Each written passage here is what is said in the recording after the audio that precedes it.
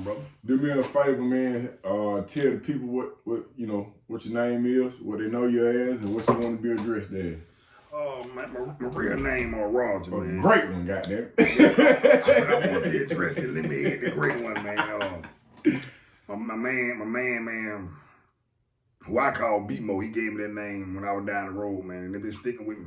So, call me the great one. Yeah.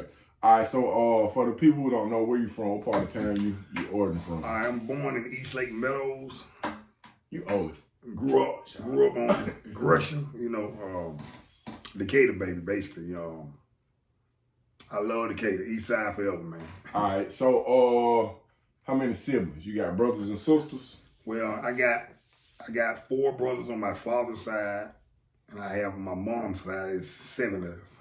7, so that's 7, 8, 9, 10, 11. 11.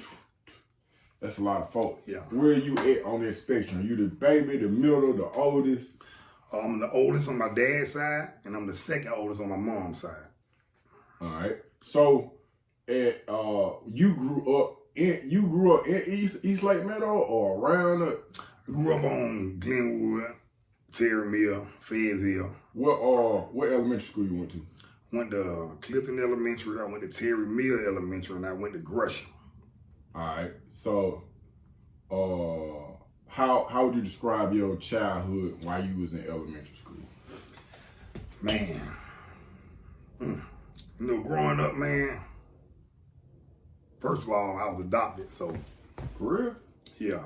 So, at what age was you adopted? I was adopted when I was 3 months, so I never. Damn, bro, I ain't never know that. I never actually got a chance to grow up and accept that fact anyway. I'm the second oldest child on my mom's side. I was adopted in 3 months. She had 5 other siblings behind me. It's one of them situations where it's always bothered me, even at 42. If my mom was alive, I'd answer that question, what happened to me. Dang. So y'all, you never got a chance to talk to her about?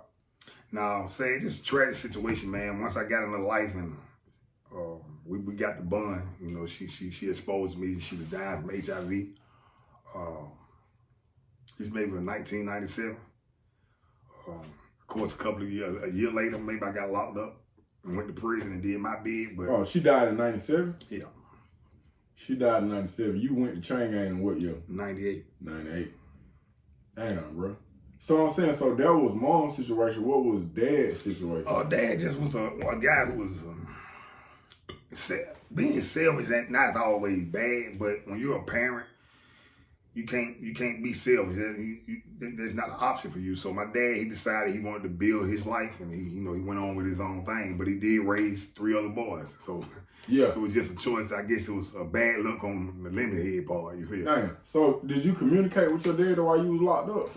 Or? He actually reached out to me 2002. Yeah. I got called to the office by, I think, Major Scrambler. I spoke with his wife for the first time, and they came to Alto and seen me, man. But when he came and seen me, it was resentment. It was a lot of resentment. Your end or his end? On my end. Yeah. But it also was resentment on his end. I asked my dad, why you leave me? What's happening?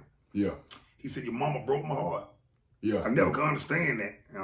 Years later, he had his shirt off, and I seen a tattoo on his shirt, on his chest. He got a broken heart, my mama's name in it.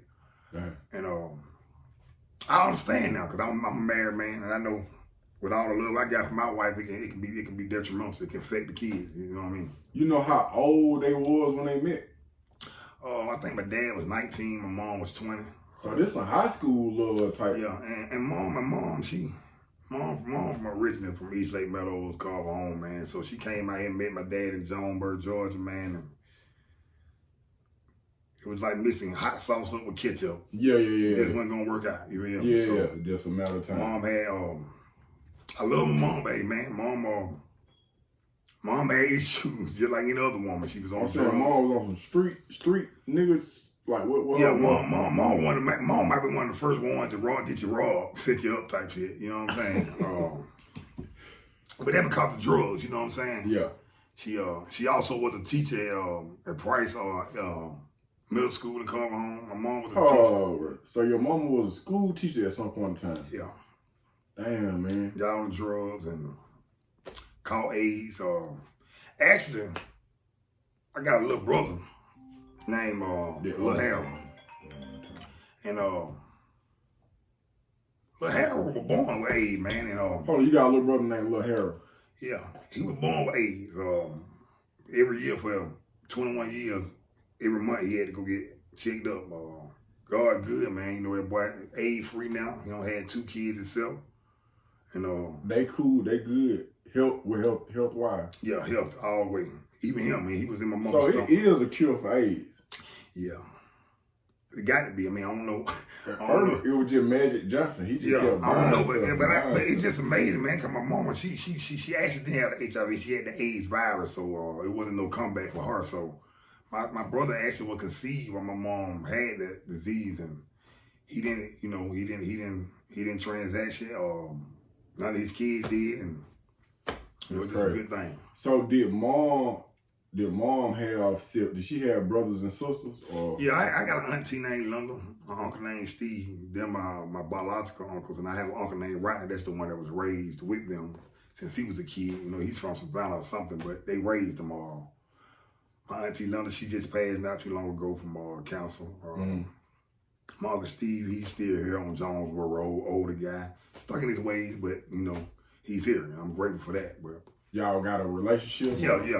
Call me Big Head, and I call him Big Head, and I love him, man. Family very important to me, man. You know, I got a lot going on in my own personal life with my family, so I don't want to see nobody without their family there, man. Without family, man, you have nothing. Bet. I get that. Okay, so have you ever been able to have like a conversation with your uncles and your auntie just about how Mom Dukes went from being a school teacher? Like, did you ever inquire about how she got on the drugs? Or it's a beautiful thing, man. Actually, when they talk about my mama, they always tell me how gorgeous she was, and how smart she was, and she hooked up with them. And kept saying who them was. Found out them was my dad. See, them country boy had the dope money. Oh. They had the country money. Yeah. So mom come out here from the projects. She finna trick one of these. Yeah, and she think she tricking them, but they feed her the dope. And this, I'm born in '82, so mom, 70s. Yeah, so mom get on the dope when it was a different type of dope. Different type of dope. That one, they turned. And it was like you had to have a little money to be on. Yeah, Miami boy turned the freebase into rocks. Yeah. So mama she was on in that lane, and they tore up, man. She actually, man, the sad part about it, they found mama dead behind what's the name of the school in Bowen Homes, the elementary school? I don't know. Yeah, but my mom, she just had took my sister to school and told her to have a good day, and then she was missing for about 4 days, and they found her at the playground inside right on Silver Street in Bowen Home, the little elementary school right there. Damn, bro. Where was you at when you found out that she had passed? I was in PMC, man, dorm 15. There was a guy who used to work the yard named Nasty. Everybody wanted to beat his ass. Nasty one of them foolish motherfuckers. He come holler, Lemonhead. The chaplain want to see you. And everybody know when the Grim Reaper come see you, it ain't that good. So I go up there and they tell me, your mom died, which really pissed me off because I'm like, okay, once again, you come in my life and now you're gone. You know what I'm saying? Yeah. You came in my life when I was on the street, you told me you had AIDS. Of course I didn't want to accept it. I didn't know what AIDS was. So I kind of rejected my mom. I remember she was drinking a beer. And she said, you want some of this? And I was like, hell no, you know what I'm saying? Because at that time, we didn't understand that you couldn't pass AIDS with saliva. I did the same thing to my auntie one time, though. She had came, she died from AIDS, but she came to the house and made some Kool-Aid.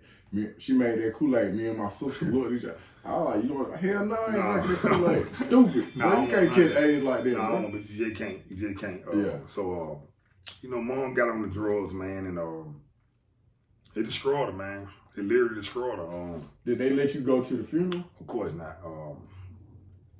Being so, my grandma Miss Dot, the free cup lady, she had mom cremated immediately. I think it was 3 days. She was cremated, insurance monies. But I remember when them folk came to you, because I had came sick, because my mama was sick at the time. Yeah. And I was like, shit, bro, I know how you feel. You say, is your mama dead? I said, nah. He said, you don't know what the fuck I feel like. I remember you telling me that. You said, fuck you feel. Fuck how you feel. Your mama dead? I said, nah, she ain't dead. Well, then Hey man, you don't know how the fuck I feel then. Hey man, that's some because I grew up with a lady named Miss Eunice. Eunice McKenzie, man. That's my mom, man. She raised 5 kids. She adopted, never had Black a home. or white? Black. Yeah. That's what I adore. I adore her to death. Is she still alive? No, she passed away in '96. Damn, let me hear that was the bone crusher of my life. Once Miss Eunice, my mom died, my adopted mom. I had the basketball dream, playing for Gresham AAU, playing for McNair High School. I was with it. I wasn't that guy, but when mom died, man, I stopped caring. And my real mom came back in my life, and I didn't appreciate that because now you finna leave. So yeah. I'm staying on Glenwood, right off 2nd Avenue. It was the old Amoco on the corner at the time. All right, so hold on. So you played basketball at McNair High School. Yeah. This is gonna sound like a stupid ass question. You got some playing time? Man, you know what? I actually did, man. We had our picks. They had their favorites, you know. In JV, we were way past the JV level. So once they converted the 9th grade over to the senior high, you had all seniors on the squad. So we understood that school, and I don't care how good you were, it was designed for the seniors to get their playing time. Yeah. Period. And whatever. But we got playing time, man. But once again, once the coach made that decision that he was gonna put me on the bench and put his son in, and we losing, that did it. I walked out the gym. Oh, so what grade was you in at this time? At this time, I was in the 9th. You was in the 9th. So then you living with your foster mom, and she got how many other kids at this house? Well, actually, it's amazing that you said that. I don't know if you know this, but again, Miss Eunice is my adopted mom, but Miss Eunice actually lost me to defects. For real? So I actually grew up in defects from the time I was 9 to 12. Hey man, you done had a rough ass childhood. Yeah, and Mr. and Mrs. Shroud, man, rest in peace to them, man. Bro. They were great. They were great. To be able to go to a foster home, man, and actually going to a home where you eat meals every day. The water was hot every day. People came to the parent and teacher conferences. That was like motivation to keep going. You know what I mean? Yeah. But at the same time, Miss Eunice on the other side of the world getting sicker and sicker and sicker. Dialysis don't ate her up. So that's how she died at 96. But you know, it pissed me off. But we left foster home and went back home to my sister,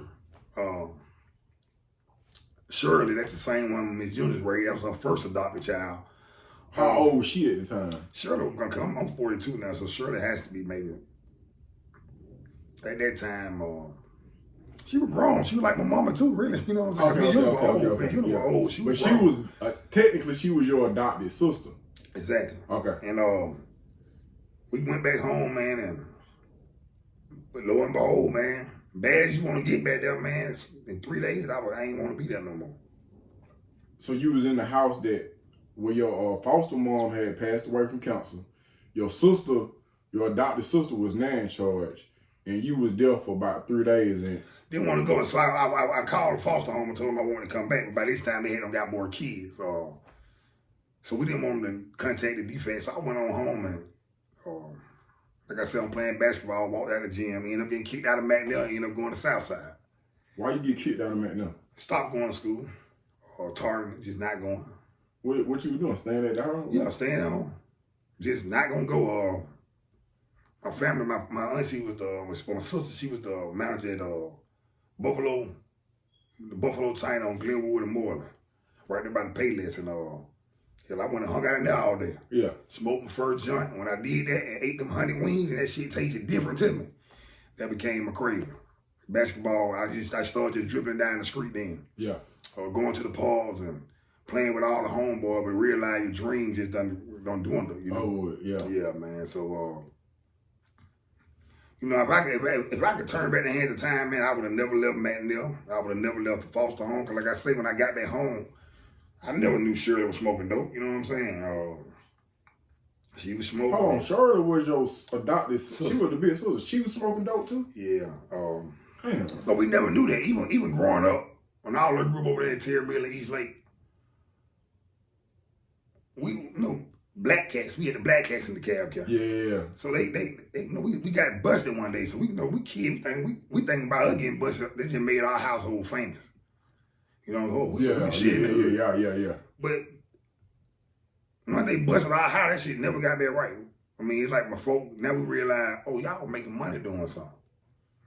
Now we wearing each other clothes, clothes smelling like old water and shit, man. It just, but anyway, we go back home and me and my cousin Coquille, she actually, my niece, that's Shirley's biological daughter. Me and her went to foster home together. So we got back home, man. It was horrible, man. We lost all faith in life. It was just nothing going right. My dad, his name is El, Mrs. Junior's husband. Mm-hmm. He was distraught. He was old. He was miserable without his wife. He got on the drugs. And it was downhill from there. We actually stayed right in the house. When you get off Moreland Avenue on 20, as soon as you get off Moreland Avenue, it's a little jerk chicken spot right there. Mm-hmm. And it's a brick house sitting right behind it, look like some projects. It's the brick house by itself, right across from Cookout. I grew up right there in that house, and but that house there, fuck that house. That house. How you feel about it? Yeah, that house there, got a lot of it draw me. It took me away from my dream, and So it was a house on Faith Avenue. Tell me about that house. It actually a duplex house, but we bought the whole house. So one side got a little, 2-3 bedrooms. The other side, Regan Bean, because you got 72 people staying in the damn house. J's in and out, you know what I'm saying? So it was all brick house, maybe 2 windows on the motherfucker. Mm-hmm. House still sit up to this day, man. I find myself doing it a lot, going back to my old childhood spots, man, and reflecting on what I saw and what I felt at the time I was growing up. And as now that I'm grown, it hurt me.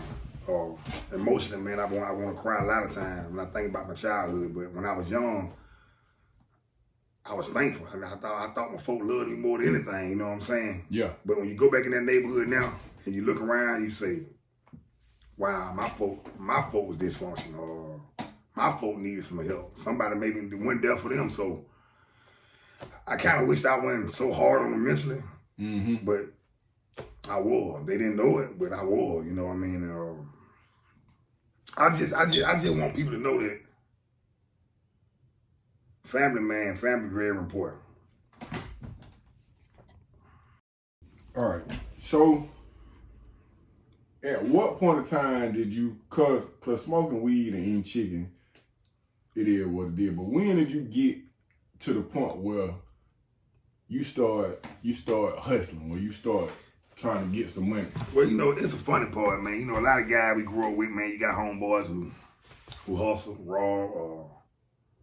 I'm one of them homeboys, never sold a dope a day in my life till I actually got out of prison. I hung out with the fella, man, and we did stuff, but we didn't do that.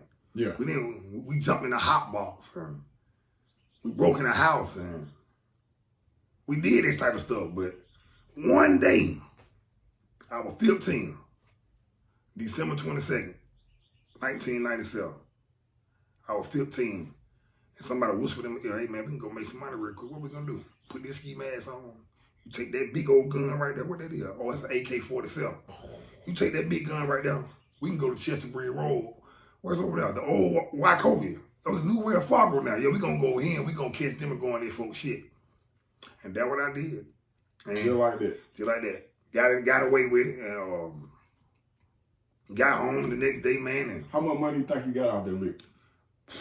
It was 2 bags, so I got the business. I never actually counted the money, but I know it had to be at least $180,000. Yeah. We ignorant. We young. We don't know no better. We don't know what serial numbers is. We don't know nothing about serial numbers. We just know we got green money. So I go pick up some of my homeboys over there on MLK. I done ventured off. I'm 15 now. I'm going to the 720 on MLK by Abbott train station. They showing me love like I'm a grown man. Yeah. And I go to the mall. When I go to the mall, we spending money, man. And we went and sat down in the food court, and I looked up, And just like a bunch of unwanted people was standing around. Yeah. And I looked around and told my partner, man, I think they the police. He said, man, why would you think that? I said, I hit a lick the other day.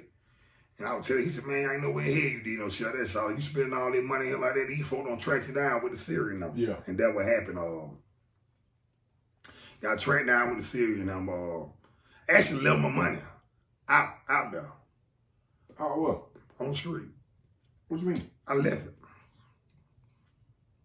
So, when I get to the Decatur County Jail, I try to get in touch with my dad. He never answered the phone. So this is your real dad. Yeah, this my real dad. Yeah. So I say, when he contacted me, I think I said it was 2022, 203 or 202. And I told my dad what the money was. Well, Dad said he never got the money, but I think that's a lie, you know what I'm saying? He's very well off right now. Damn, you think he got the money and bust the move? And just to say, F me. It is what it is, you know what I'm saying? I ain't know I could or couldn't trust him, but I know now, you know what I mean? Yeah. But got away with it, got locked up, and like I said, when he got sentenced to 10 years in prison, man. So you get locked up. What mall you at when you say what mall you was at when you got locked up? Avondale. Damn, you old. Excuse me. Oh.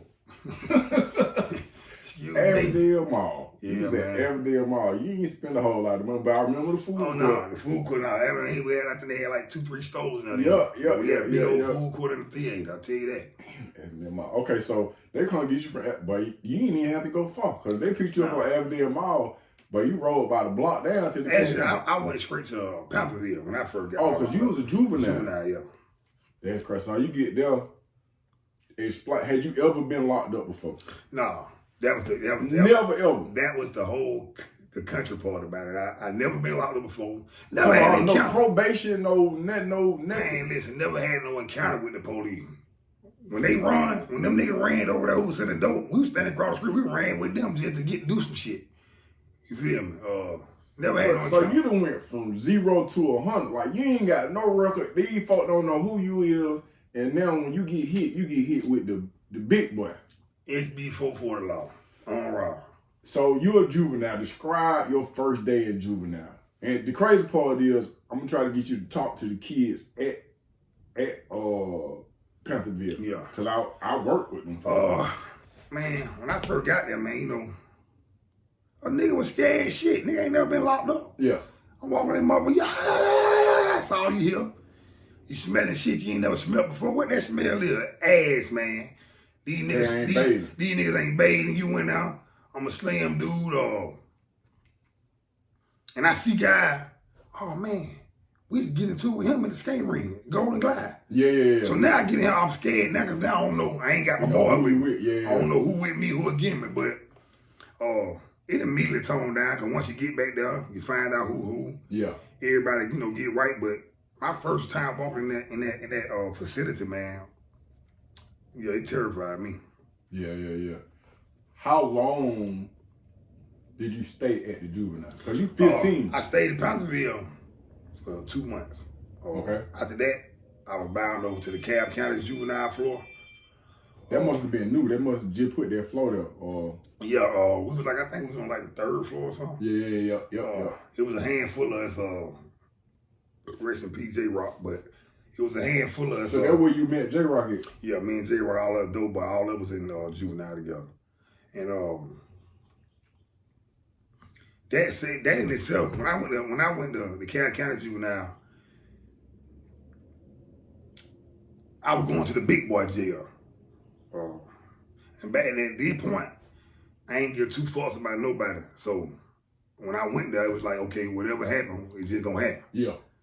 Because I knew I got another process in my life to go through. So I stayed in juvenile there 3 months, took a plea deal for 10 years. So I'm saying, so when you understand that armed robbery carried this time, what kind of effect did that have? How did that alter your mindset?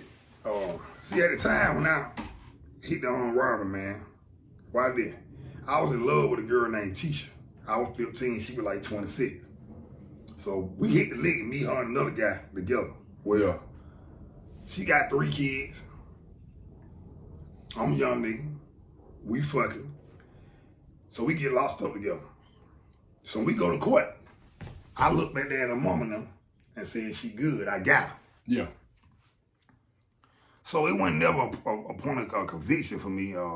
I did it, I did it to free her. Once I did that, that's when I realized, you know you done fucked up, don't you? Yeah.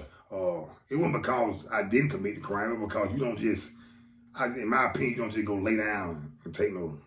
You ain't put no fight up at all. You just. Yeah, I took the time and, like I said, in 5 months, I was down there at Alto, man. So, you in court, you end up laying down, taking quick, who was your judge? Home. Head home. They just call it head home. Linda home. That's crazy. Ain't nothing but the old heads gonna understand. I had Judge Hancock. They called him Triple H, hang him high together. Yeah, hang him high Hancock. Yeah. That's crazy, man. That's crazy. So she I remember I was gonna crank down. First, I remember talking about cranking the jury up, but I was like, I ain't know what I was talking about. I'm just, listening to some little young niggas in the lawyer I had name was Jim Michaels at the time. He was like, hey, listen, man, you don't admit that you did it. The best thing you do is just take the 10 years. Thing. And I'm green as hell, so I took the 10 years. And like I say, once I took them 10 years, I realized right then, man, I would have been in that bitch. I'm 25, 26 years old. Bro, it's crazy that you say that, because I did the same thing. I didn't got caught coming out the grocery store. We robbed the grocery store. Police pull up. Yeah. Police pull up. I get caught, but I'm like, I ain't guilty, because I ain't got no money on me. I ain't getting no money. And I throw the pistol. And then when we in court, I ain't got no money. I got a public defender. Big old white dude won't stop sweating. Yeah. He like, Mr. Butler, I think you ought to take these 10. I was like, man, if I take these 10, my daughter gonna be 9 years old. Yeah. He say, if you don't plea out, she gonna be 29 or 19. I said, you think I can use your pen? Yeah. With the one with the crayon on it. Yeah. They damn sure got me. And it went up. I mean, I was young, so I didn't know. I'm finna lose 10 years of my life, though. I ain't know it was gonna happen like that for real still. Mm-hmm. I remember the judge saying, we sentenced you, Mr. Thomas. Anybody who know the court, they don't say we sentenced you to years. They said, we sentenced you to 120 months. So I said, whatever. This is exactly what I did. I said, whatever. Got down, sat back down on the bench, and I started counting. Doing the mayor, carrying the two. I used all my toes and everything. I said, hold up one goddamn minute. That's 20 guys. That's 10 years. That's a decade. And at that moment, I regretted anything that somebody older tried to tell me. Because people did in my life. Never think because my mama never went here. I grew up in a foster home. Oh, it was always somebody God put right there to.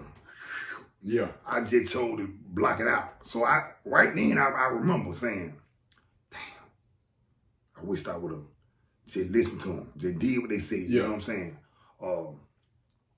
The crazy part about it, right before I hit this lick, what did y'all?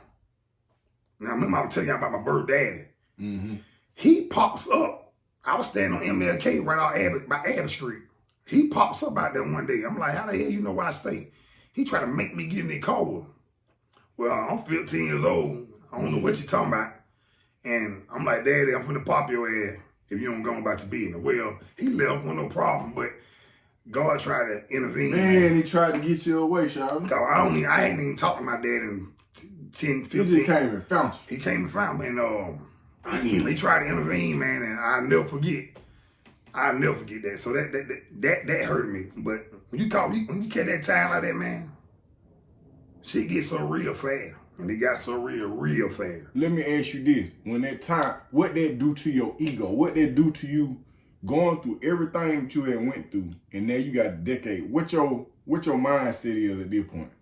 Well, I'm still 15, so I still ain't as smart as I want to be. So at this point, I'm trying to get my stripes up.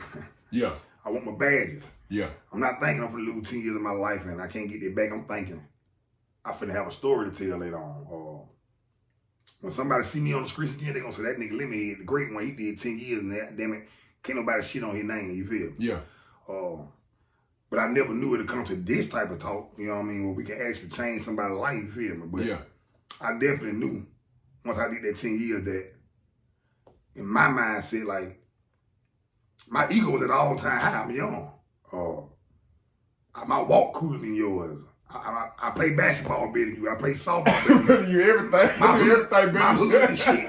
So we so ignorant. We don't see that there, but who can rap the bitch? You know what I'm saying? Yeah. So I was stuck on that until that league changed though. You feel me? So I got down now.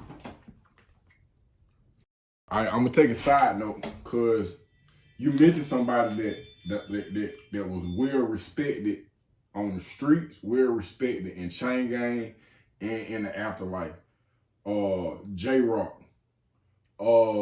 I met y'all around about the same time, but if I could ever say it was some dudes from Decatur that was standing, I was like, that's a different Decatur right there. This is a different. I said, I'm from Decatur. Yeah. From Decatur. It's a different, like, dude. Yeah. That it's different. Just like mentally, like almost 3 steps ahead of the average person. I was like, bro, it's a difference between Decatur and Decatur. I said, that's Decatur right there. So do me a favor and just, in respect to his people, just describe J-Rock, how y'all met and how y'all relationship developed.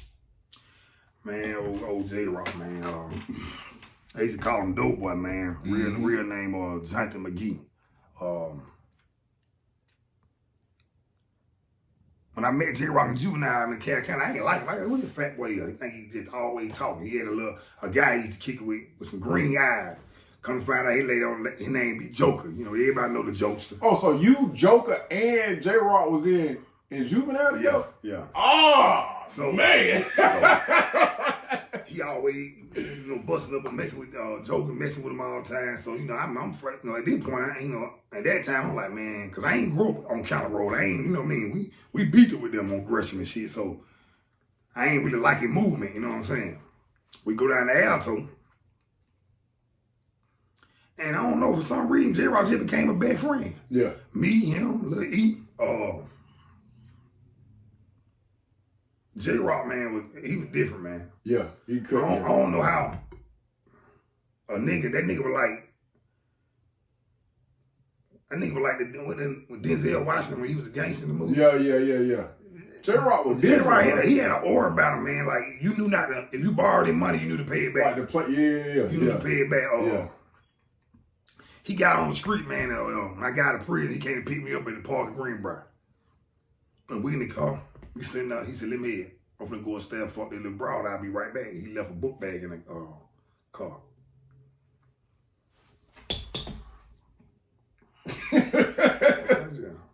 I opened the book bag up, man. It had to be about $200,000. I closed it back and get out the car. Yeah. 5 or 6. It scares you. Scared the living shit out of me. But what I'm saying about J-Rock is, man, the type of brother he was, man, he didn't trust everybody, but I knew that day he trusted me. Yeah. J-Rock said something to me one day, bro. I had got into it with somebody, and I know there was gonna be something after that. So he came and talked to me. You know how he roll up. It wasn't like he always just in his own little speed. And he was like, shit, you straight? I was like, yeah, I'm straight. He was like, you know it ain't over with, right? Yeah. And that's it. That's all he said. Just like he really just put me on point. But he did it in a way where it was just like, he was like younger than me, but he was like a voice of reason. If that makes sense. Exactly. A voice you can listen to. Yeah, man. I'll never forget it, man. When we came home, man, we enjoyed some day together, man. Yeah. And then we get a phone call. My partner Fleming called me. Hey, man, you heard about J-Rock? No, some young nigga killed him now. I know we ain't that dope boy. Too smooth, too cool, too respected. But it happened, man. And that taught me a lesson. You gotta leave the streets alone, man. You can't keep one foot in and one foot out. You're gonna lose, you know what I'm saying? So You know, all due respect from a man, but you gotta get out them streets. So, how old are you when you go to Alto? Do you go to Alto? Do you go to Jackson? Where you do? I go to Alto diagnosis. Ah, you an Alto baby for Yeah, real. I do my diagnosis now on A-Bill. How old are you? I'm 16. So you came to Alto as a juvenile. Yeah, I had the brown stripes on. I was in there with Lil B and all them country boys. So what that lineup look like on some Source magazine Hey, or man, 1996 draft? Who you got? Cause you naming some of the heavy hitters out of Alto. To be honest with you, we was in juvenile, you know, it was the cab kind of enforced. He's like, I wish y'all nigga would. We wish y'all would. You know what I'm saying? yeah. Man, I was in there with some hell of a guy, man. Who can you remember some of the names? Why did? I mean. Oh man. Monster Swole. Oh man. Isaiah Folk. Oh man, Lil E. And Lil B. We had a crew in there. We had a good crew. And you had Was Chuck in there with y'all? I think Matt Well was in there with us. I think he was. But we had a lineup. We definitely had a lineup. We had a lineup. We had a full That was lineup. an all-star. That was an all-star roster, man. Yeah. Yeah, we definitely had a monster lineup. So A unit. So yeah, juveniles was in A unit. Juvenile. How long do you stay in A? Do me this. Give me your introduction to Alto. How you realize Alto was a tad bit different. Give me a situation or when the first time you got into a fight or altercation with somebody at Alto. When I first got to Alto, man, that's how I went from juvenile. Then we went across the yard. And I went across the yard. I went to PMC. I went to Dome 15.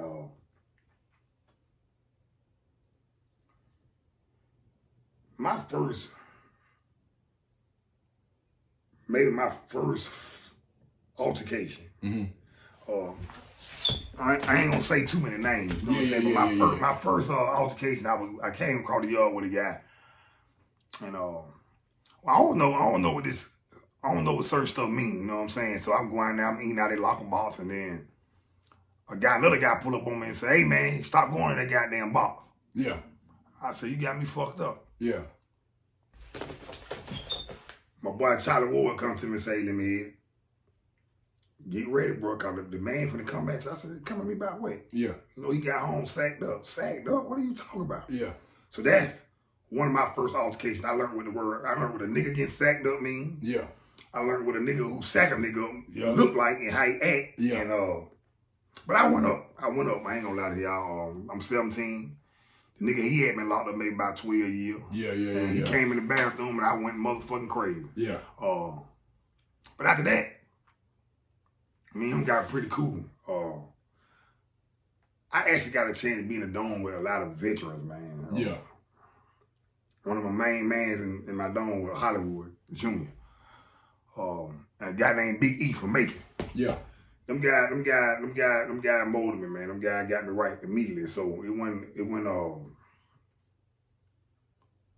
I knew not to fuck around. I knew I was in chain gang. I tell you that. Yeah. You know what I'm saying? You know you're in chain gang. So that was one of my first altercations. People who know me know I ain't got into too many fights in Alto. I maybe got into maybe 2-3 fights the whole time I was down there. Yeah. And it was sad part about it with all my buddies. You know what I'm saying? I happen to be one of the people. I remember me and you had gotten into it, bro. We were on the basketball court. My dumb ass, I'm in the dorm, I'm doing squats. I'm like, nigga, I'm gonna dunk this bitch. I'm gonna dunk day to day, goddamn. And did you how I remember? So we playing ball, we winning, and you frustrated as a motherfucker at this time. And then someone had went up. I'm shy. It just the basketball goal this big. Yeah, I just like everything. Everything falling. So then, you know me. I'm a bit of a swirler. My fight game ain't never been 1,000. I'm a swirler. So, but I'm talking that talk. And then you had said, this is how I remember. You had said something like, somebody, but I was like, yeah, you ain't gonna fuck with Butler. But then I was leaning down like this. I was like, damn, that's the day I learned. I said, Lemonhead don't do a whole lot of talking. Yeah. I said, that nigga nigga hit. Cause I talk with the best of them. You know, I'm saying it not from no cat like, nigga, I done won some fights, I done lost some fights. I done dominated, I done, it is what it is. I said, goddamn, when you hit me the first time, I said, man, this would cross my mind. I said, man, they ought to handcuff this young nigga, man. I said, yeah, man, they ought to handcuff him. I said, man, they ought to handcuff this nigga, man. Then when we didn't go to the hole, didn't get no write up. Nah. Alderman had seen, he said, yeah, you know, he got that boy. He was like, Heart. Yeah. Heart. He said, yeah, you got don't lay it down. Nigga, boy, word of mine. Hey, man, this shit changed my life. I actually remember that day, man, and it happened just as you said.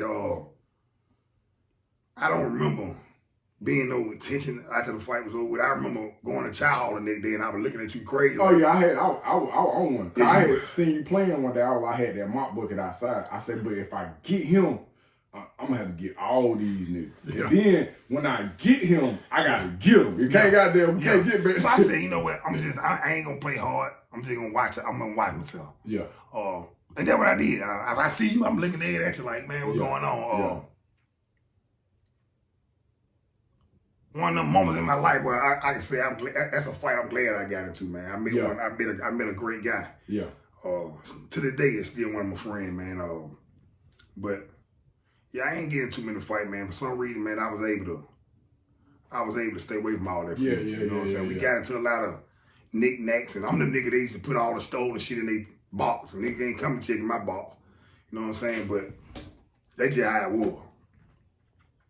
Now, at some point in time, while you at Alto, you slick become like the big homie. Like a lot of people like, not report, but a lot of people like the respect is there.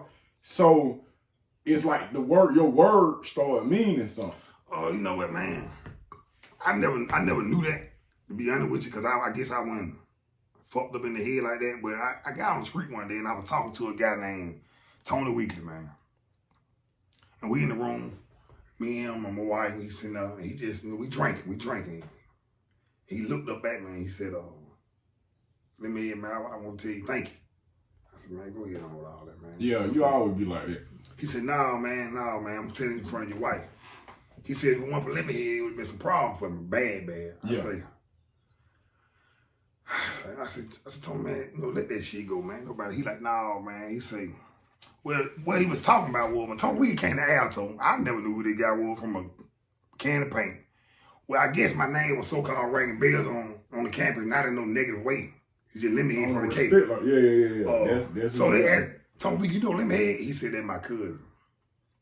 And when the nigga came, hey man, you know a nigga named Tony Weekly? He said, he your cousin. And I looked at him. And I said, yeah, I know. This your cousin? But they won. But whatever problem he had then, he got away from. So whatever issue he had then, like he said to me that day, bro, you gave me my wing, bro. Yeah. By doing that. But like I said, I didn't even know. Man, I was sitting there at Lemonhead, played hell out some basketball. Yeah. I ain't no goddamn. And softball. Yeah, I played all that shit, but I ain't know the way I was moving. People was mimicking that. They was like, I didn't understand the leadership quality. Yeah. I didn't understand that the power came with it, or even now. The people I got around me in the scene I'm in. Still got that role. Yeah, and now I know how to handle it. Yeah. Now I know how to take care of it. So it was just amazing to me, man. Like I said, you got guys who've been in Alto way before me. Yeah. They used to come talk to me. Yeah. And I ain't know, I be looking at these folks like, what the hell is wrong with these people? Yeah. You always tell me how you feel. They didn't know, I just didn't know, but yeah, I did find out later on in life that I had a voice. Yeah. All right, so I gotta ask certain questions because it was a culture shock when I got to Alto. Cause when I'm in the county jail, when I'm in the Decatur County mine, I go 6, 7, then I got to the 8th floor. Cause I'm just like, nigga, 10 years is a long time, so I'm just fighting. But when I get to Alto, I started realizing that the homosexual stuff is different. It's different, bro. And I'm playing the game before I even understand what the game about. Cause this just the culture we're going. When I be trying to tell folks about, they were like, bro, you over exaggerating. I'm like, all right, but no, he different now. Alto different, man. And before I speak on that part, when you go to other prisons, I do leave Alto. Folks be looking at us like we crazy as a motherfucker, man.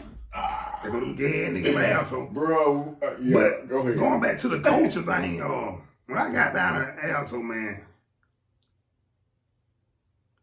I ain't know what was going on. Everybody, niggas slapping each other on the ass and niggas just doing weird shit. We call it the set game. Yeah.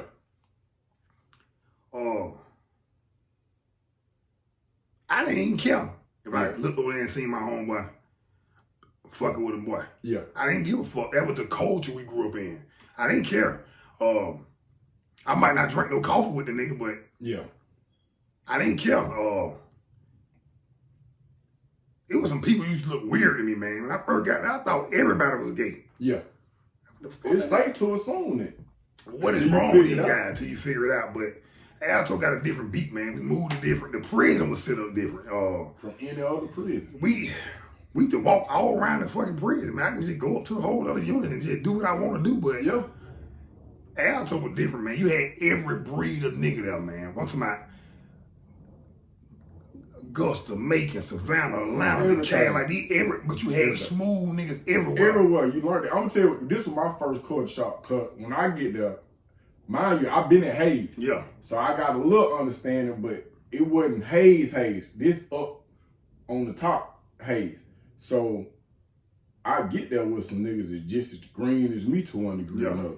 And so when we get to Alto, they finna have the big yard. This the first day we y'all from Hayes County and fucked in prison up too. Y'all know that? Not everybody. But y'all niggas went crazy. I was like, some of the Hayes niggas, man. Leon. Yeah. So, bro, this what throw me off. So I'm with some nigga, they ain't even make it. They just went somewhere else. But they say, man, listen, they about to have a yard call. They say the bitch is gonna be on the yard. Yeah.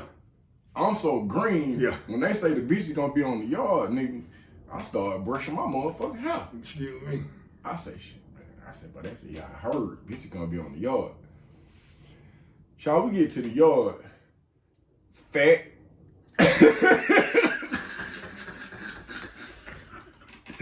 That out there, they got a nigga look like Otis Nixon used to play for the for the Braves. Otis Nixon. Otis Nixon, my bad. So then I'm looking around, and then it just started calculating. My second GED kicked in. I was like, oh, these the bitches that they talking about. Man. I said, man, they different right here. Then I looked back, so I was like, I don't want to be on the yard, but you out here stuck. Yeah, you stuck, man. And they sitting out there different. Yeah. With all these different cloudy, and you looking like it is real. And with real. And with that concept, it's a lot of stuff done took place. Yeah. Without a doubt. In the cloud, but just because it was unreal. Yeah. It's almost like they were dropping the motherfuckers in the middle of the camp. Like, how can I say? You take a motherfucker look like Jada Pinkett and drop in the middle of prison. What you think finna happen? Then this is crazy now. And I'm just being honest, bro. So at one point in time, when I was at Hayes, the hustle was the stamps in the Sex magazines. Yeah, that was my hustle. Cause I was like, then I'm at the top. I'm on the fast track. So the juveniles, they buying the cigarettes. Then when they were selling cigarettes on the store. But then they in ITP mode. They push ups and running. So even if I ain't got no money, I can send a flex pack over there, get the stamp. Yeah. I buy me a book. I laminate the book. So then but then at some point in time, we at Alto, and this one to this day I can't figure this out, bro. They start letting you get them books in. Period. You know what? I remember when they stopped that, man. It wasn't even a warrant. It's almost like it is what it was. They wanted a community to fail. Alto was they designed it to fail. They took something out of there that stopped people from raping each other, stop black men from having sex with each other, man. They took it out of prison, and I'll never forget. They turned the temperature up. they turned the temperature, y'all. Yeah. I literally watched them white people take porn magazines away from people and made these guys who never, most of them never even had sex when they came to prison. Facts. That's the God on the truth. That's the God on the truth. So when they got there and they finally masturbated and had their first nut, of course they're thinking something different. And a lot of them did, you know what I'm saying? As much as I can talk about it, that's one of the saddest journeys I ever got a chance to witness in prison. Some people you love, you see them doing the most. All right, so you at Alto, you doing your bid. Where are you at on the education spectrum? Do you just get your GED? Are you taking trades? What you doing? It's a funny thing. Basketball overruled everything for me. Period. I was in small engine in trade school. They call red call. I ain't going to red yard. And they said they opened up the gym in my head. I walked out that motherfucker. I walked out of trade school. Walked out that bitch. Had a chance to go to culinary arts in that bitch. Nasty. They call it red call in the gym. Walked out of there. Had a chance to get my GED in Alto. Red call in my head. I walked out of there. So with me, it wasn't even about no education. It was about living my dream. I was playing basketball. I wasn't trying to kill time. Not because I thought I was smart, but I knew I could read and write. I went to Clifton Magnet School. You know what I'm saying? I went to a magnet school, so I knew I had sense. But what I didn't know was I was so dumb because why wouldn't you want to get your GED? Yeah. So when I heard a guy named Butler say, "Nigga, I got 2 GEDs," that was a wake up call. It embarrassed me. So that was my next goal. So in like 2002, 2003, I got my GED at Alto. So I'm saying, so while you there and cause when you go into the chain gang, I go into the chain gang with a daughter that I had never met. I wasn't there. Did you have children when you went to the chain gang? You know, the ready-made family. I had a ready-made family, but I ain't had no kids. I had a girl with kids. Gotcha. So, go ahead. And I claimed them, but it didn't. In the back of my mind, it didn't matter if I ain't never seen them no more. You feel me? Yeah. So when you there and you like, you see people leaving, you see some people come back. What is your mindset? Do you have a plan for, okay, when I go home, this what I'm gonna do. This where I'm gonna go, and this what I'm gonna do. Nah, man. Yeah, everybody need to know that, man.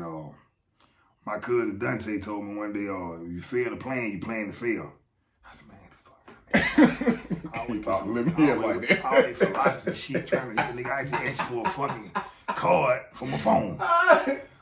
What's your plan? What's your plans? My family called me Dinky. Yeah. Dinky, what's your plan? I said, nigga, I'm gonna get some money. He said, man, fail to plan to fail. It never registered in my head. So going back to what we speaking on, I had no plan whatsoever. You didn't even know how to plan.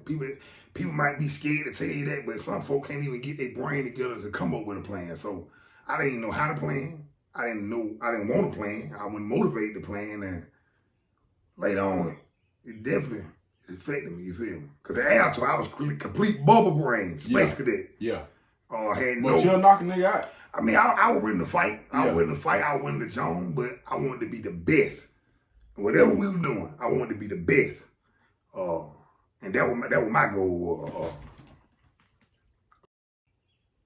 So you talking about being the best. This for my old ass on here right here. There was a gift where you had the opportunity to put together a basketball team with some of the rawest niggas. I'm talking about the best of the best. I'm talking about inside gym. I'm talking about, hey man, I'm talking the Kevin Durant's. I'm saying, tell me about this situation. And I know unfortunately I ended up in the hole, but bruh, I be telling people this, I was like, bruh, I was a part of the Fab Five out there. Like I was a part of something that was just great, bruh. Well, now that you said that, and then I immediately know what you're talking about. I played with some great players in Alto, man. But I had a team, y'all. And Dawn 16, We were undefeated, man. When I tell you, when we walked in the gym, motherfucker knew they were finna get their ass whooped. Yeah. It was me, Butler, Barnett, Solid Ward. Who was our field man? You Hey. Glass. We had substitution too, cause you got Waldo. Listen, two, boy. Listen, y'all. When I Big D was Big D on that team too. He was on that team. Yeah. When I say without Butler, Lemonhead could have been good. Without Lemonhead, Barnett could have been good. It was a perfect team of complement. Man, what they did was we went to the whole the day before the championship game. I remember LA, our coach. Yeah. He came in there. He said, "Hey man, we're gonna take y'all over to watch a movie before we go." I think we went in there and watched Remember the Titan for the first time. Yeah. When we got back to the dome that night, we knew we were gonna go in there and whoop E2 ass. Mind you, boy, you got to describe it, cause this ain't just no game, bro. Nah. This ain't just no regular. Nah. This thing gonna be on the TV. Yeah. This an event. This like some real finna go down. So whatever Turtle Turtle was doing, Water, he decided he want to show out. So, hey, so we gonna record this on live TV, y'all. We gonna have fans in there. Now you got Dome 17 supposed to be the PMC, the soft unit. Yeah. And you got B unit, Dome E2, which was my original dome. Yeah. With Santana, Tony Collins. Yeah. Doom. We meet up with Tony Collins. And Dome 17 meet up in the championship. Well, we had already played the big game. We beat the hell out of GQ now. Yeah. You know what them folk did to me down there, man? Them folk took my goddamn summer. Them folk put the police on my... and drug testing me. Them folk put this... And get what? I'm going to tell y'all, go on, how good I was. We couldn't win without Butler. It was no way. You couldn't win without Lemonhead. When they broke it up, they knew exactly what they were doing. Them folk hit me a drug test like the day before. Yeah, the day before. The day before. Acquired drug test too, John said. I know you gotta get me. I remember John saying he was, I'm gonna go try to get him out the hole. They did. They came back. Listen, them folk did not go for that shit. Bro, they came back, gave me another piss test. Bro, the cook caught on fire. Y'all when that boy from Tennessee would get all that damn dope down there. The cook caught on fire, bro. Look, the man, I was in culinary arts. He done told them folks, hey, we cooked something that had poppy seeds in it. So, and it'll, and them folks, man, shut up, man. Shut up. Yeah, but I played with some great players in my life, man, but especially in prison, but that was one of the, we were the running road. Who ended up winning that game? E2 did. Tony Collins. He beat up by the score, fighting score with More respect to Tony Collins, man. He did. More respect. He true. He got his sons on it now, bro. He ain't playing. Oh, but they beat us 83 to 82, man. 82 to 83 out, and it was just cause we needed that. And we ain't had. We probably would have blown their ass out of Butler without. I mean, probably would have, but that thing broke my heart, boy. Thing broke my. I'm in the whole seat. Then they come out with a trophy. Jumping all over the hill, they taking pictures on them. Then the next morning, on Saturday morning, they got us on live TV all through Gameville. Something I wish I can go get now. All right, so you're a chain gang vet. You done been through the impossible. You done lost family members in here. You done built some relationships, but it's almost time for you to go home. What is your mindset? First of all, what year did you go home? What dorm was you in? Well, I left Alto in like 2004. Captain Nick, man, he came and told me one morning, hey, Ross, I got something for you. Gonna make you happy. And then the motherfucker had me on a transfer early that night. I was pissed off, man. The fuck going on? You don't want to get transferred. Two reasons why I want to get transferred. Speak on it. There was a young guy down there in Alto by boat right. Everybody knew that I was cool with the young fella. That was the number one reason I didn't want to leave. Because I knew he would pray. He would pray. Yeah. If I'm lying, guys would tell me that, and it was proven. I was gone maybe a week, and they killed him. Tell me, go if you can, and much respect to Boatwright and his family. Definitely. And rest in peace to Boatwright. But if you can, explain that relationship and that departure and his ultimate demise? Well, baby, get cool with Boatwright, man. At this time, I'm Where Boatwright from? He's from Alto. Gotcha. I'm 21, maybe 21 years old, but at this time, I'm considered a chain gang vet. Yeah. We out there playing basketball. And Boatwright made a comment like, man, y'all fuck nigga get out of the court or something. I turned around and looked at him.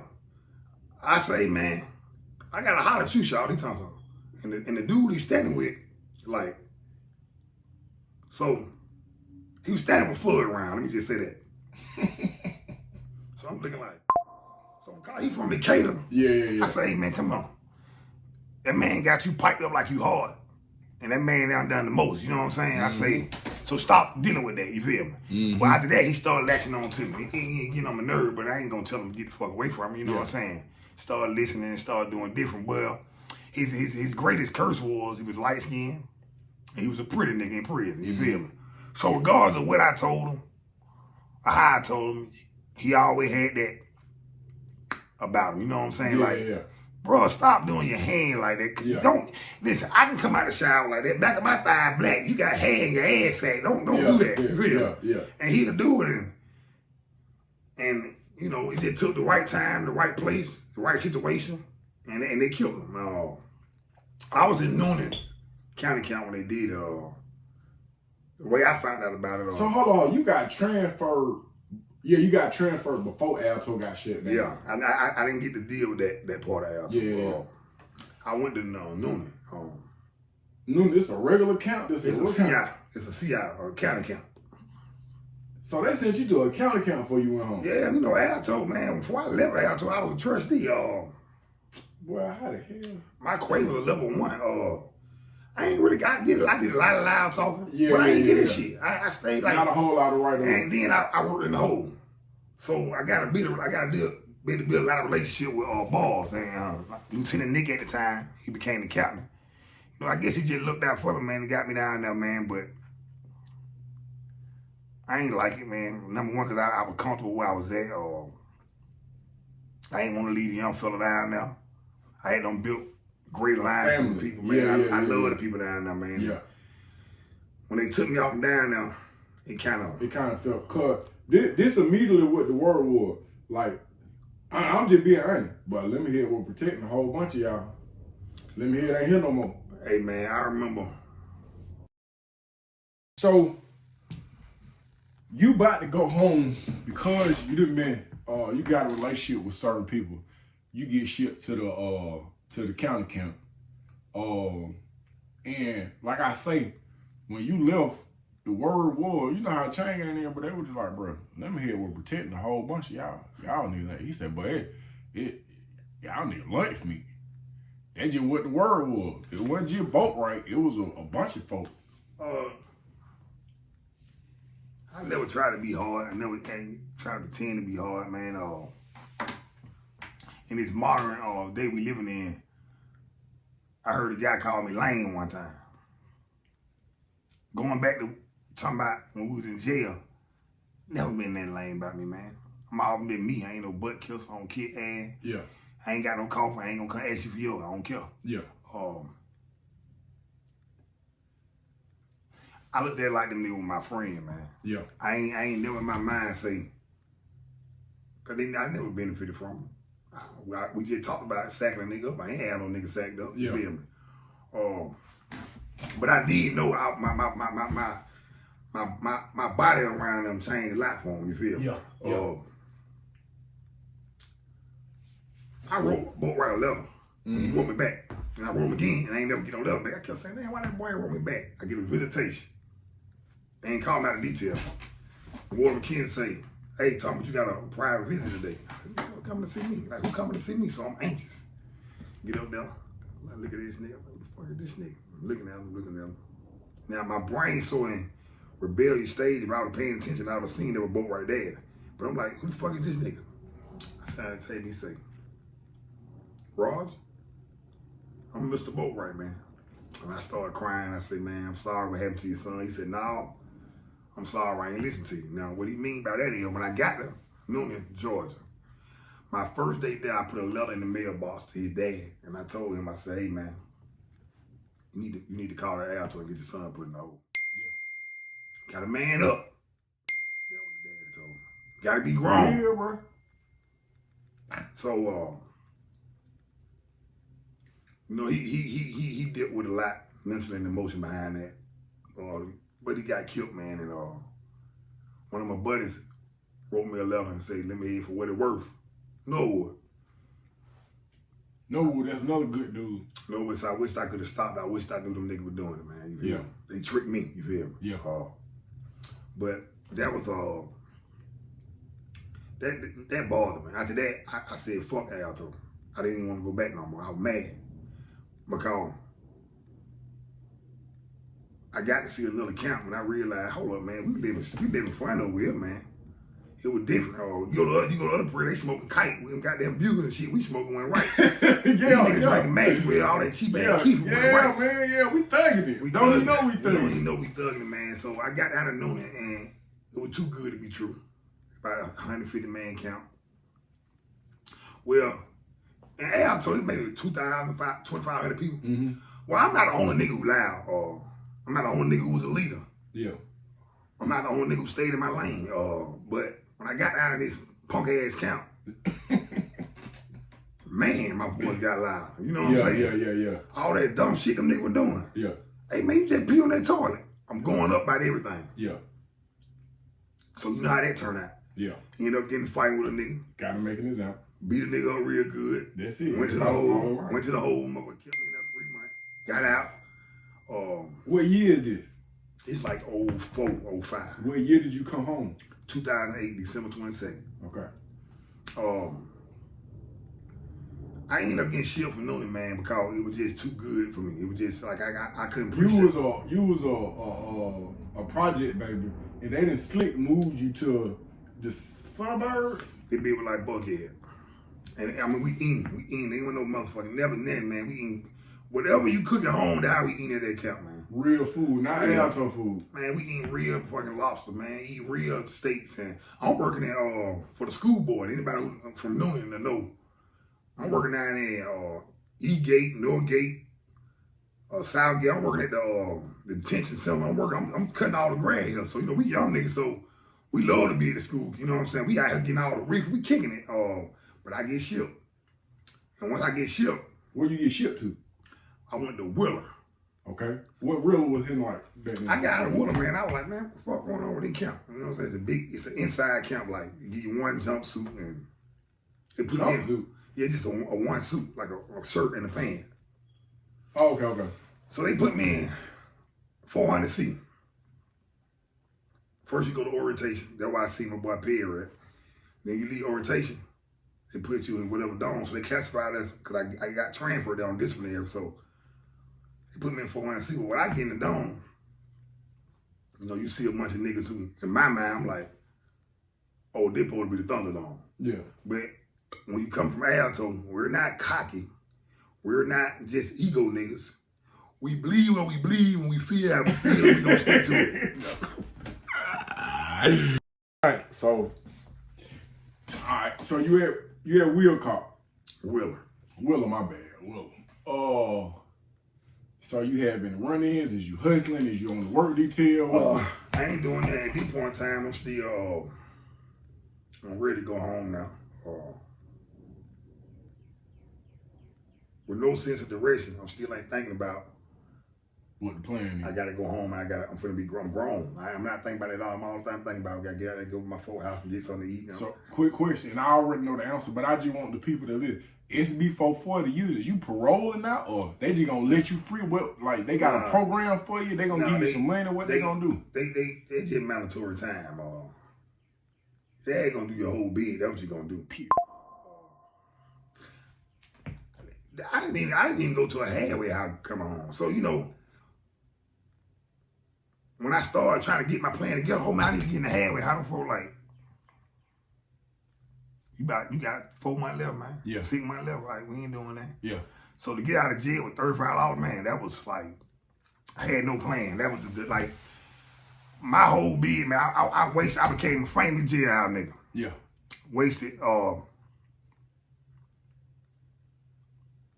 it making my transition even today harder, man. You feel me? Yeah. You gotta come out there. You gotta plan, man. You gotta try. You can't say I'm gonna build a house up and see if it stands. If you don't try it, that motherfucker ain't you'll never know. So I just never had no plan, man. Even in Willa, I stayed in Willa maybe 6 months, playing basketball. You know, I ended up busting a nigga up down on the basketball court. Won the championship, and they praying for me. They got rid of me, and when I left there, Willa, I went to Rome, another county camp. Yeah. Well, when I get it wrong. Bro, how you get all these county camps? When I get it wrong down there with Fleetwood. Yeah. Smoke. I get down there. Rest in peace, my boy Trouble. Me and him the same dome together. Talking about Dear, we was in Rome together too. Alto, baby. Okay. So we get in there, we go to chow like our first day out on the, I looked at the food. And I seen they feeding us just like they feed at the steak. You talking about Derek, Spot, yeah. Who was the, Okay, now I get it. Yeah. So when you said Trouble, I immediately thought you were talking about duct tape Trouble. Yeah. Everybody always, yeah. But he, it was a time, man, well, when I got to Rome, man, I seen, at this point, I'm not going for nothing. Mm-hmm. And I seen them folk feeding up that state food, and I went down, ate at this luxury place in Buckhead, working. Yeah. Wasn't none of that. So Yeah. the first day out, we chatted the whole goddamn door. We got 6 domes. We get the whole jail crump. You just on the warpath. Oh, we buck. We don't go out there. They call the hay bud down now. We gonna take out. We don't give a fuck. We ain't doing that. So the warden come down there talk that what's going on. Hey man, y'all gotta feed up better than that, man. We out here going hard. Yeah. Well, you know how that go. They drag my ass, put me back and forth in the hole just for no reason, just fucking me over. Finally, they get me off and down. At this time, I still don't have a plan. Bro, hold on. Because you done went from juvenile up into all at the same place. All at the same place.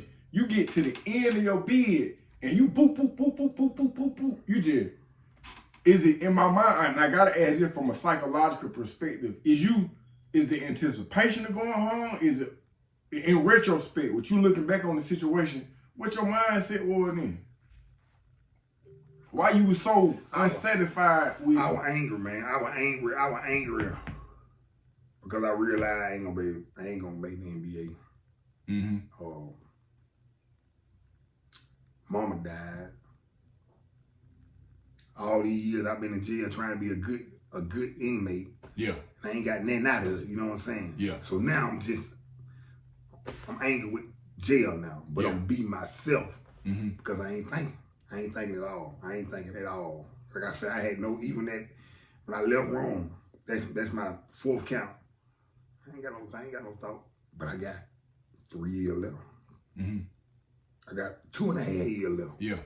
They send me to Wilcox State Prison. I get down there with my man Chuck Madwell.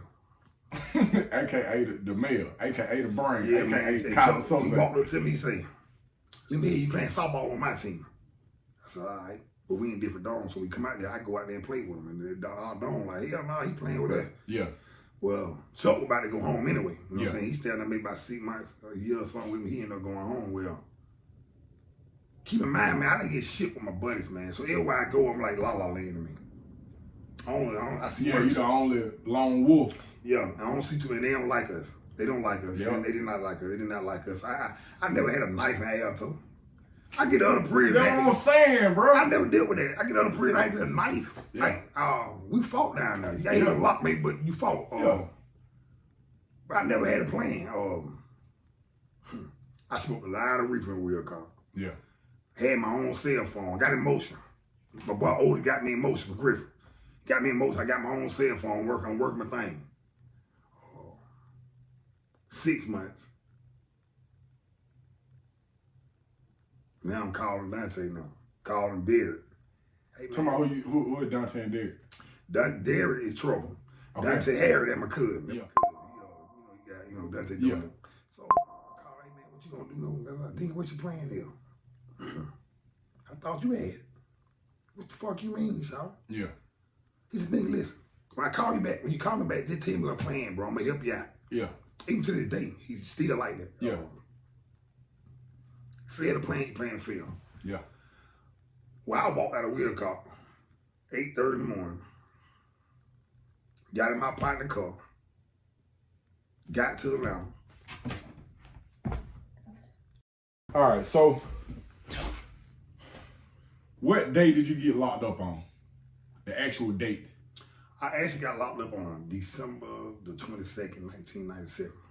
What day did you get released on? I got released December the 22nd, 1998. So you gave them folks the whole decade. They ain't no week, no month, it's a decade. Yeah, I walked out there 10 years to serve, no probation on that.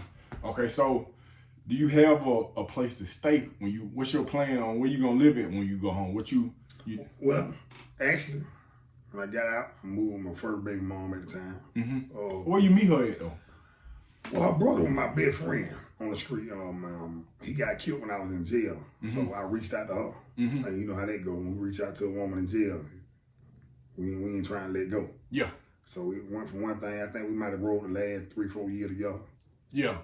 So you is communicating with somebody. Yeah. So I got out and moved to Alto. Yeah. Right there by where your dad stayed at. Mm-hmm. I stayed there with a younger man, and even then, man, you think a motherfucker trying to do you wrong, but motherfucker trying to help you. Yeah. I still ain't thought about what I'm gonna do when I'm out here. I still ain't got a plan. I'm out here. So I laid in my baby mama house for about 2-3 weeks, just fucking. I mean, literally. Yeah. And she woke up one morning and threw some. I was laying on the couch. And she poured some cold water in my face. And I was like, "What's wrong with you?" Yeah. She said, "Dad, listen. You gotta get up and get a job." I said, "What's she talking about? She tripping. I'm gonna go down here to aggression, meet up with my homeboy, and I'm smoke some weed." And that's what I did. Yeah. So I'm saying you ain't try to get what? Man, she said go get a job. I called my partner, went to Walmart and met that nigga and went to Gresham and got drunk and high. Well, when I was out there, I just come home, so nigga give me like $100. I go buy me some more weed and shit. She called me, "Dad, you got some money?" I said, "I got $20. She said, "Brianna, need some diapers." And when she said it, I almost said it out loud to her. "Fuck you telling me for? I ain't got $20. Why would I finna tell you?" My mind so ignorant. I don't know. This is my responsibility. Well, she asked me to spend my last $20 on it. For ain't she ain't mama? Ain't mama? I grew up like that. Dad, cause you ain't. Mama, dad didn't do nothing. $20, you crazy. Do you remember how my whole thing when I had came home, bro?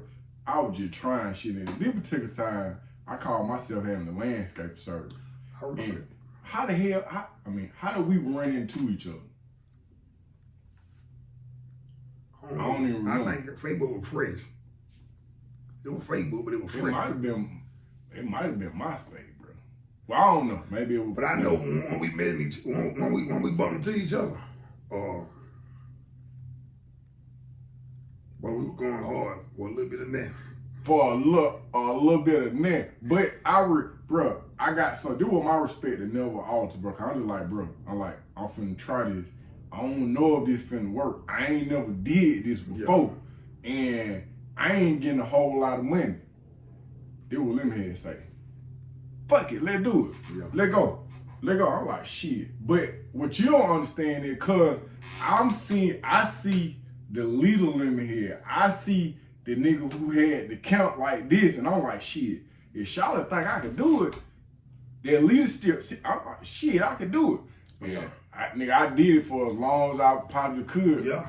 I remember even then, it's my only problem in life, man. I always, what's the perfect word to say? I don't know how to materialize. I don't know how to say. I need you, man. Yeah. I just sit there and so I'm watching you. Yeah. Oh, you did with an invoice here. What he doing? Yeah. Then when I see you looking at him, I be like, you know what I'm saying? Yeah. So my job is, so you don't see I'm watching you. I'm just gonna butt my ass. Yeah. I'm gonna butt my ass. Yeah. I think in life, bro, you taught me a lot too. I don't mean to interrupt, but even when it came to not just I'm thinking cutting grass is just cutting the grass. You like, no, Charlotte. you got to weed eater, you got to do it like this because it look better. You told me one day, you were like, don't look at it from right there. You up on, say, back away and just look at it. I said, damn, Shaw, that makes sense. But that what I realized. I was like, you got the lawnmower and you got the truck, but you don't know shit about landscaping. You don't know shit. I said, this nigga know what he doing and he gonna work. And see, I was telling Slim Jones, I said, Slim Jones, everybody want to open up a business. My respect to Slim, man. That's the big home, man. Everybody want a business. Yeah. Everybody want their business. But sometimes to build a business, you need you a good ass employee, right? Mm-hmm. Now, I want my own business, mm-hmm. but I'm such a great employee to where when I give you my services, please blame me, because I'm gonna make sure your business prosper. I'm not gonna never allow you to fail. I was hit me and Derek. We were doing the security together. Yeah. Hate I got locked up, you know what I'm saying? Because it became overwhelming to him. You feel me? Yeah. But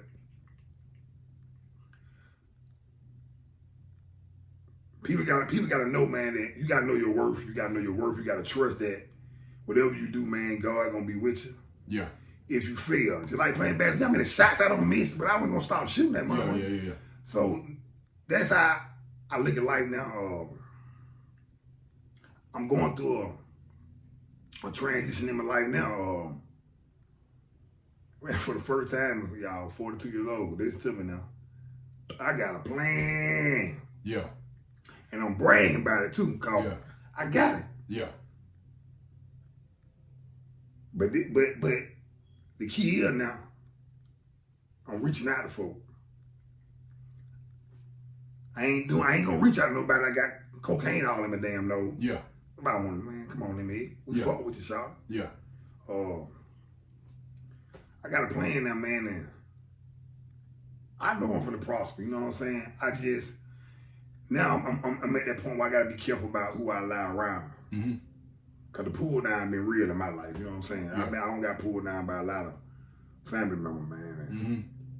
For whatever reason, it's beyond me, but you know that's what I'm working on now. After all the years, I got a plan, and now I'm working on staying away.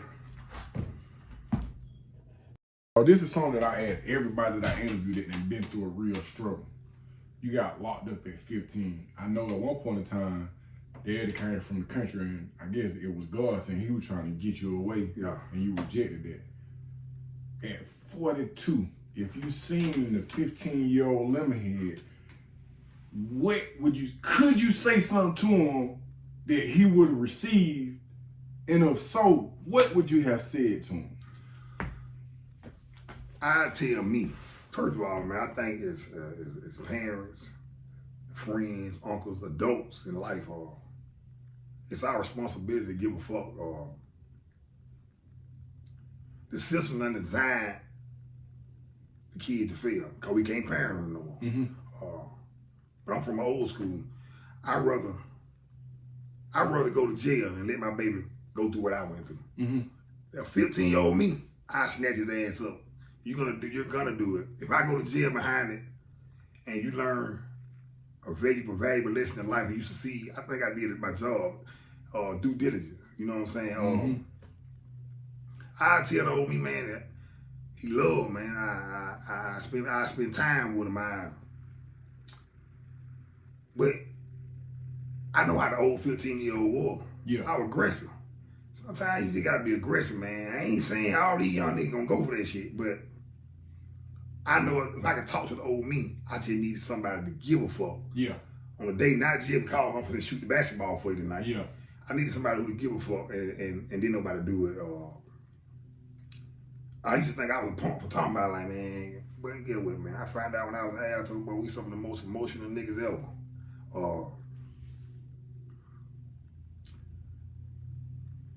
My wife said last night her teeth were hurting, I damn near started crying. You feel me? Yeah. I'm just I'm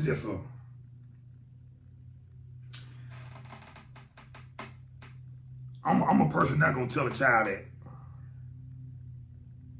you gotta trust somebody, you gotta believe in God, and anybody who mean you any negative, you gotta get the hell away from.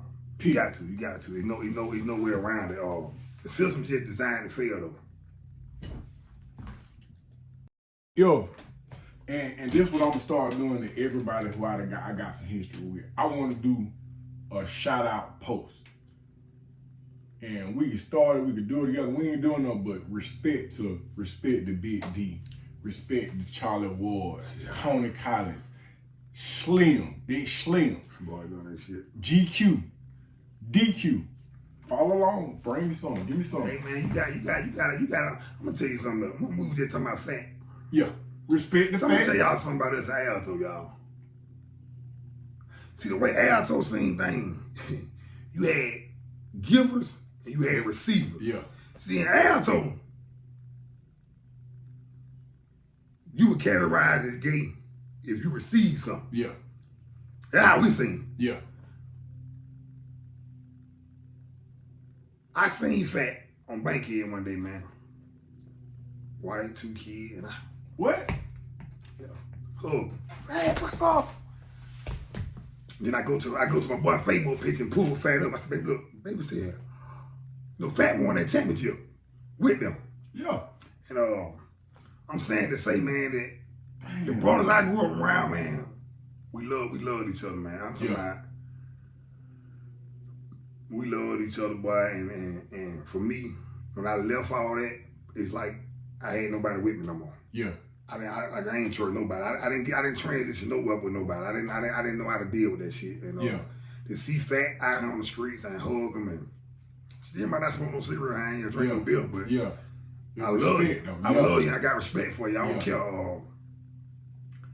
You had a lot of heavyweight, man. Gusto, man. Yeah, Gusto. Man, get right. You know what I'm saying? You had a lot of heavyweight, man. Right today, you know, man. You had a lot of guys, man, that even my boy Omar, man. I remember first looking at Omar. He was my first pastor. Omar was a big homie, man. Yeah, Omar was my first pastor in prison. Yeah. Him and Eric told me, hey, let me hear you come to church. I be like, man, these niggas.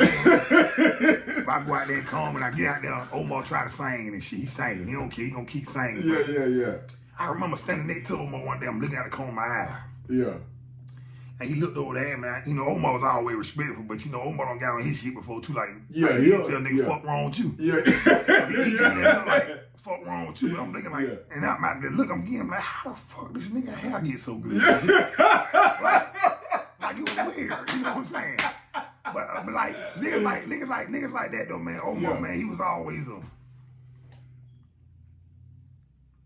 even with you, B-Mo, I didn't expect nothing less, man. Like, you one of them niggas in jail, niggas be like, man, what the fucking baller do? You be sitting there just like, hey, bro, you don't come out here and do that?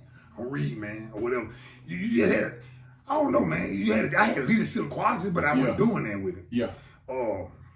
You got leadership qualities, but you were doing something with it. You know what I'm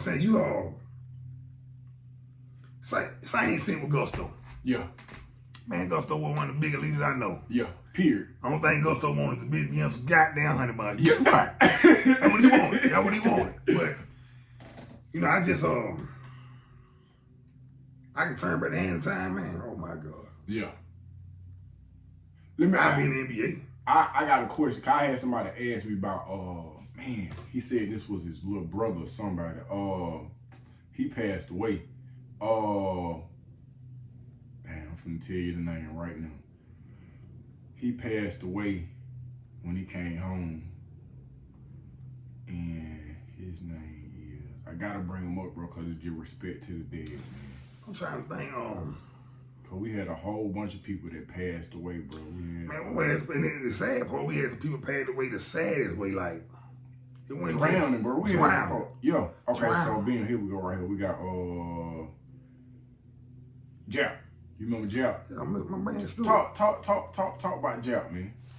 Hey man, Jap was the smooth nigga in the world, man. You know, when I first hit Jap, seen Jap, he had the sideways way. I said, this nigga Yeah. sideways way. And nigga say, but long story short, I'm out there. I'm staying on Valley Hill on Tar Boulevard one day. Mm-hmm.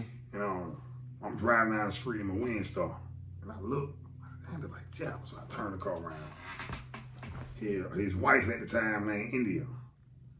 And I pulled up on Jap, man, and it was great to see him, man. But it was just sad, good as it was to see him, but it was just sad to see him go, man. Cause I don't think the man was on the street 8 months. Yeah, man. And you know, I was there. I was there the whole time. I was there at the hospital. We visited his wife, and How did he pass away? he built some kind of disease up on his heart or something. It just it was like. So you were close with bro when he passed. It wasn't like I sent you today and then I don't see you again until you pass away. We kicked it. We kicked it. Me, him, Perry, all of us kicked it. Damn, bro. So to see him die like that, man, that was sad for me. You know what I'm saying? It made me appreciate life. Yeah. Made me appreciate freedom. Yeah. But just like I got distracted by focusing into prison, hell, I got distracted after that too. You know what I'm saying? Yeah. And something else had to happen to other people you love. We don't lost a lot of Alto brother, man, in the worst way. Like I got an older brother. I ain't spoke on him yet, y'all, but I got an older brother named Smoking. Well, my older brother been locked up 32 years, man. Yeah. And you know what? I ain't talked to him. For how long? So how long he gonna be in? No, how long you ain't talked to him? I ain't talked to him in 2 years. Okay. Why? Cause I've been locked up.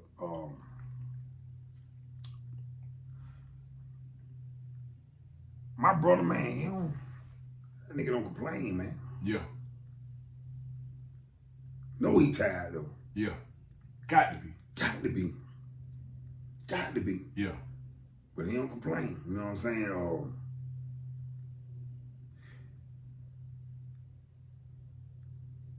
I just pray, man, that a lot of guys got them chances with them lights in, man. I just pray he get ill. You know what I'm saying? Yeah. But to the world, man, don't jail for sucker, man. Something like that. It's for sucker, man. All that old, like we living in the world now. Well, it's a gangland. You know what I'm saying? Yeah. The sad part about it, these niggas think jail is where it's at. Yeah. They want to be stupid.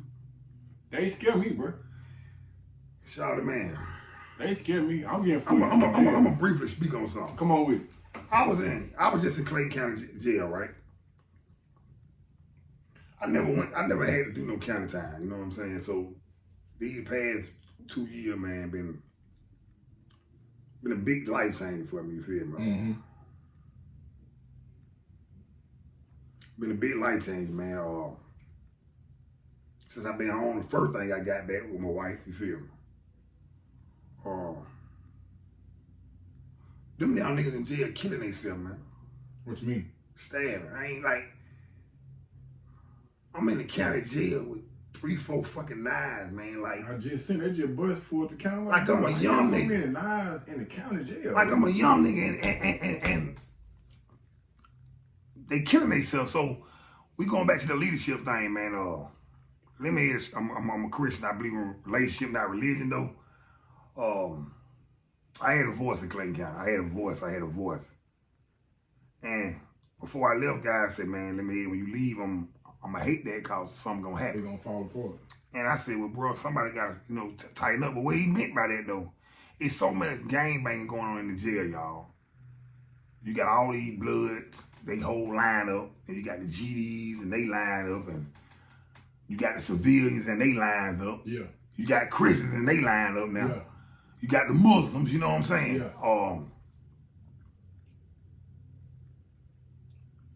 Them boys was in there ready to kill each other. And a lot of times they were doing it, bro. Yeah. They forgot the concept of whatever organization they were getting into, man. These young niggas done took this shit and thinking kill, steal, and destroy is what they supposed to be doing. That's all they thinking about. I was more scared in goddamn Clayton County, y'all, than I was. You would in Alto. Yeah. I'm down there with all these country niggas, man, and mama said when you hit a certain age, you gonna automatically know how to act. Now at 40 plus, man, I moved you like I moved you, feel me? Yeah. I done got way more better, man. So I knew how to control my situation, but when I seen some guy, man, get destroyed in that motherfucker, man. I'm talking about nothing. All because we got the numbers. Shit like that. We got the power. All call we the wolves today, you feel me? So just think about what you're doing, man. Jail ain't the place for you, man. Trust somebody. Believe in something higher than yourself. Try your best not to get on no drugs, man. Until the guy come home, a guy asked me, say, let me asking you when you get out, when I get out, asking you what would be your best advice for me. And I told him, be selfish. Meaning that don't. You ain't got a kid. A woman is the last thing you need to care about. Because if you don't, you're gonna lose, man. If you do a bid in prison and you come home and you try to get into a relationship thing, man, 9 times out of 10 it's gonna blow up on you. Because first of all, you've been gone too long. Somebody else ain't gonna look better in the hood. So that's the conflict of interest. Simply that, man. One more. So I definitely got to get a part 2, but I know you got stuff to do, I got stuff to do, but this is my last question right here. What would you say to not only a future Lemonhead, but if you had a message for all your children in the present and in the future Lemonhead, what you want to say to them? I told my son last night, my oldest son, 13 years old. What's amazing about it, man, I ain't been around him for about 7 years due to some defect stuff going on, but last night we were talking, just like regular. What's up, son? What's up, Dad? I said, I heard you been acting up at school. You know what I'm saying? Yeah, Dad. I said, well, you want me to bust your ass, man? Yeah. Well, what I'm saying is, my son consciously knew to respect me. Yeah. I consciously knew to discipline him because I don't want him to fail. My little older daughter, 14, she don't like long braids in her head. My daddy said he don't want me wearing that. I had a chance to talk to my kid right now, man. I'll just tell him how much I love him. Yeah. Tell him to keep going, man. Don't be better than me, man. Yeah. I think T.I. made that song, Be Better Than Me. Bro, you know that's a totally different subject, but that's how I got turned. You don't remember it, but the first time I heard T.I., you had a cassette tape of T.I. Yeah. And you put me on. I was like, who the fuck is this nigga? Yeah, man. Yeah, that's how old we is. T.I. was on the goddamn cassette tape. Yeah, but you got, I didn't tell my kid, man. I let him know all the mistakes I made and how I made it and how I felt when I made it. And sometimes we can't tap in because we don't know. Yeah. I never knew how I felt some type of way until I got in a defect situation with my kids and they put me in their room. And I'm letting it. I'm saying to myself, oh, how you doing today, Mr. Thomas? Ask you a few questions. Where did you grow up at? That's how the shit started. Yeah. Before I know I'm in that motherfucker, I'm in that motherfucker crying like hell because you don't know how much on you and in you until somebody who's really trained to pull that shit out. And that what we need, we need people to be trained properly, man, and help pull that shit out for a call. It got out of me, man. It just took me long, a lot of my older years to get out of me, but yeah, kids can catch it now, you feel me? Yeah.